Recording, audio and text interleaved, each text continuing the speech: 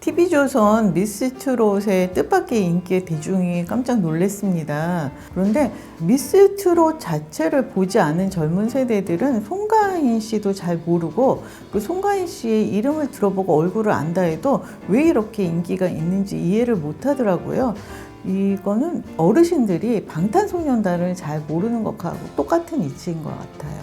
그 어르신들에게는 지금 미스트롯 그 멤버들이 방탄소년단하고 다를 바가 없거든요. 그리고 이제 미스터 트롯이 이어졌는데 미스터 트롯이 과연 미스트롯의 인기를 받아서 잘 될 수 있을까? 이렇게 사람들이 물음표를 던졌어요. 그런데 저는 미스터 트롯이 잘 되리라고 생각했던 것이 프로듀스 101 시리즈도 시즌 1보다 시즌 2가 잘 됐잖아요. 시즌 1은 그 IOI 걸그룹이었고 시즌 2는 보이그룹 101이었는데 훨씬 더 101이 잘 됐었죠.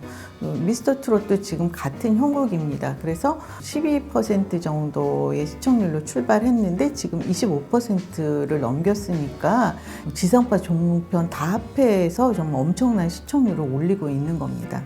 어르신들이 지금 트로트에 얼마나 열광하고 있는지 그 MBC 전지적 참견 시점에 송가인 씨 생일 파티 장면이 나왔어요.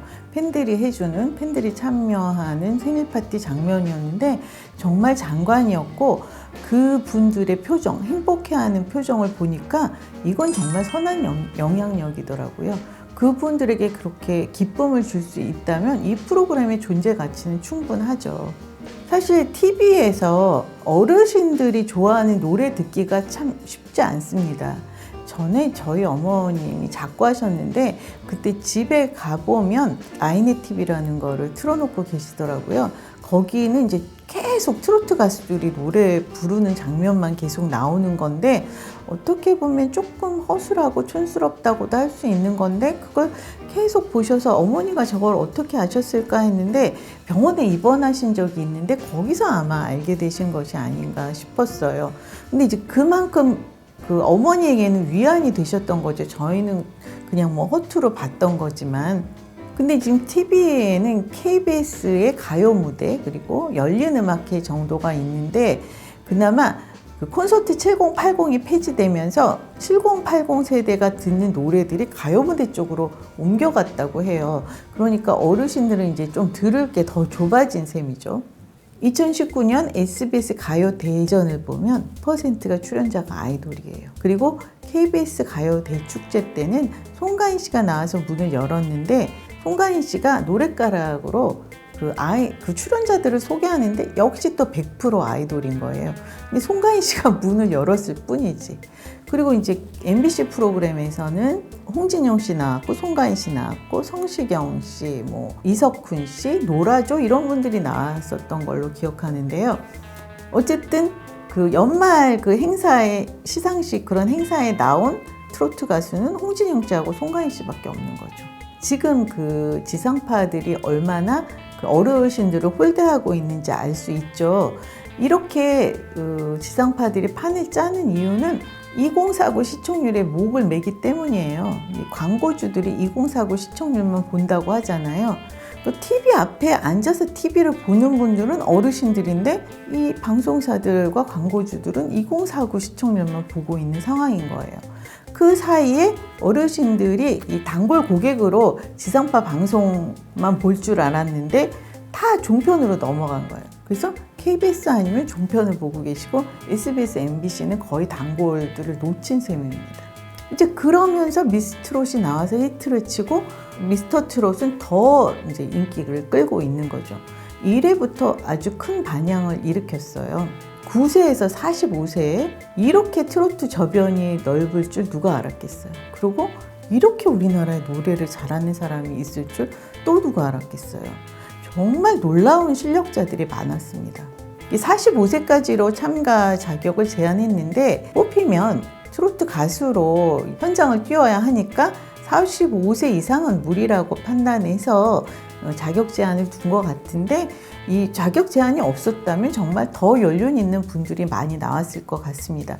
보이스퀸에서도 그랬잖아요. 그래서 오늘은 미스터 트롯 중에서 뭐 실력자 얘기는 뭐 할 것도 없을 것 같아요. 너무나 여러분이 잘 아시니까. 오늘은 유소년부하고 또 그 심사위원들 문제에 대해서 얘기해 보려고 합니다. 첫 회에 그 유소년부의 홍자원 그리고 정동원 놀라운 실력으로 화제몰이를 했습니다.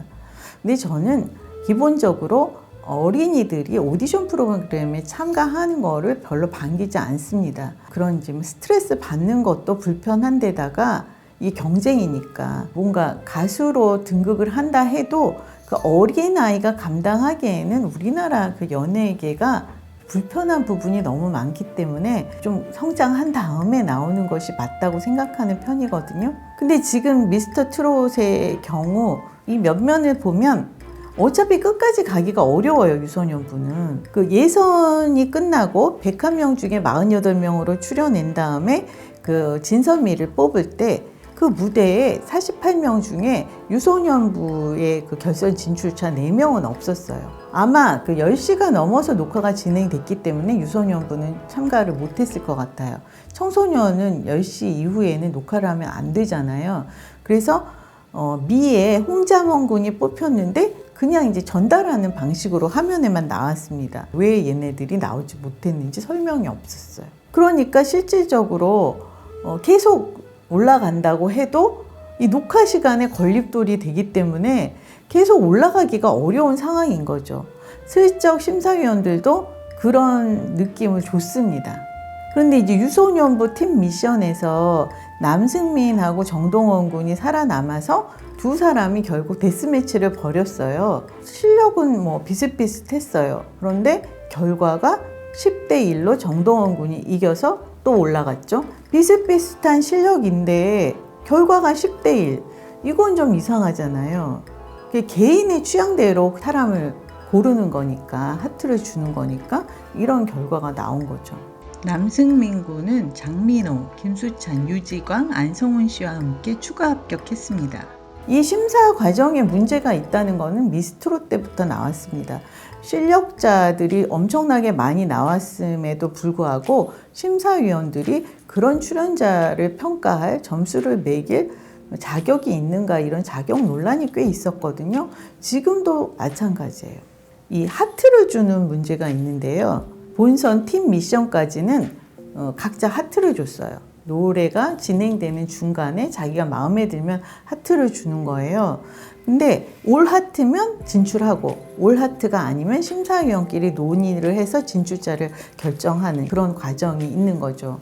그런데 노래를 잘하나 못하냐를 보면 노래를 듣자마자 하트를 줄 수 있어요. 하지만 이건 경연이잖아요. 중간에 음이탈이 날 수도 있고 가사를 틀릴 수도 있고 또 기대했던 것만큼 폭발력이 없을 수도 있고 흐지부지 끝날 수도 있는데 먼저 노래를 듣다 중간에 하트를 준다는 거는 좀 무리가 있죠. 이게 두서없이 하트를 주는 게 문제인 것이 예선에서 아수라백자 컨셉으로 정말 상당히 화제가 된 한희재 씨 이분 톡으로 영상 굉장히 많이 떠돌았습니다. 그리고 현역 그 B팀에서 한강 씨가 나왔었는데 이분도 탈락을 하긴 했는데 이분 영상도 진짜 많은 분들이 주고받으면서 막 감탄했었거든요. 그런데 한희재 씨는 정말 놀라운 실력을 보였고 퍼포먼스도 상당했는데 올 하트를 못 받았어요. 노사연 씨가 너무 좋아서 막 같이 호응을 하다가 하트를 못 누른 거예요. 그래서 올 하트를 못 받았고 예비 합격자가 됐는데 결국 구제가 되지 않아서 48명 안에 못 든 거예요. 제가 그 장면을 계속 돌려봤어요. 그냥 혹시 진짜 그냥 하트를 안 줬는데 나 실수로 못 눌렀어 이런 건가 어쩐가를 계속 봤는데 그거는 노사연 씨가 진짜 그 하트 누를 타이밍을 놓친 게 맞아요. 그럼 심사위원 실수로 이 사람은 탈락한 거죠. 이거는 뭔가 논의를 거쳐서 구제를 했어야지 결승까지 갈 실력은 아니니까 어차피 이렇게 대충 생각했을 수도 있지만 어쨌든 그분 본인한테는 그거는 올라가고 떨어지고가 굉장히 중요한 문제인데 심사위원이 너무 그거를 간단히 생각하고 넘긴 게 아닌가 좀 안타까운 부분이거든요. 어쨌든 이 하트를 누르는 부분 직장부 A팀 그 팀 미션 때 삼식이가 유명하잖아요. 아무래도 JK 김동욱 씨일 것 같다고 했었는데 그분이 음이탈을 해서 팀 전체가 탈락을 했어요. 이제 마지막에 이제 뭐 다른 분들은 다 누르고 있는 상태에서 박명수 씨만 하트를 안 눌렀는데 음이탈이 나니까 박명수 씨가 당연히 안 눌렀죠. 그래가지고 이제 올 하트를 받지 못했으니까 자동 진출이 안 된 거예요. 박명수 씨가 막 이거 나 때문인가 봐 이랬더니 조용수 씨가 나도 누른 거 취소하고 싶었어 이렇게 얘기하는 게 들렸어요. 그러니까 음이탈이 났는데 다른 사람은 다 누른 거죠. 그러니까 탈락하는 게 맞는 거였던 거예요. 그래서 어쨌든 거기서는 이제 삼식이도 탈락하고 끝이 났는데 유지광 씨만 올라갔었죠. 근데 이분은 음이탈 하나로 탈락한 결과를 맞았는데 그 다음에 아이돌분은 올 하트를 받았거든요. 대단한 퍼포먼스다, 너무 멋지다, 막 정말 찬사가 이어졌어요. 근데 우리나라 아이돌들이 얼마나 잘해요. 이 아이돌부가 잘하고 열심히 한 건 맞지만 전원이 올 하트를 받고 진출할 정도의 그 실력은 아니었어요. 제가 보기에는. 왜냐하면 아이돌 춤을 우리가 너무 많이 보고 실력을 너무 많이 알고 있으니까. 그래서 거기에 천명훈 씨가 들어있었단 말이죠. 그리고 이제 천명훈 씨가 올 하트를 받고 진출했기 때문에 그 다음에 이제 영탁 씨하고 데스매치를 벌였는데 데스매치 결과가 7대4인 거예요.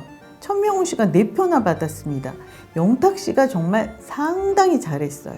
그 7대4에서 4표 누가 줬는지 다 찾아봤어요. 천명훈 씨가 열심히 한 건 맞아요. 그런데 영탁 씨는 절로 빠져들게 하는 노래였다면 천명훈 씨는 물론 아는 분이니까 그렇지만 되게 조마조마한 마음으로 잘해야 될 텐데 이렇게 지켜보다가 끝이 나니까 이제 끝나서 다행이다 이런 마음이었거든요. 근데 7대4라는 거 심사 결과가 좀 이상하죠.